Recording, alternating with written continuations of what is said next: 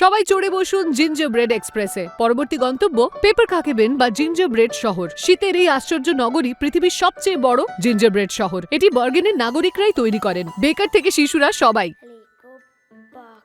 আমার ginger bread house bake করতে ভালো লাগে, এগুলি খুবই সুস্বাদু। এই ঐতিহ্যের শুরু 1991 সালে ছোট্ট একটি বার্গেন তৈরির লক্ষ্যে। এখন এটি নরওয়ের সবচেয়ে প্রিয় ছুটির দিনের রীতিগুলির একটি। জিঞ্জার ব্রেড টাউন আমার শৈশবের একটা অংশ। আমি অনেকবার এরকম বাড়ি ডেলিভারি করেছি। এখন আমার সন্তানদের সঙ্গে মিলে করছি। 2000-এরও বেশি হাতে তৈরি বিস্কুট বিল্ডিং এর জমজমাট থাকে পেপার কাকেবেনের নগর দৃশ্য।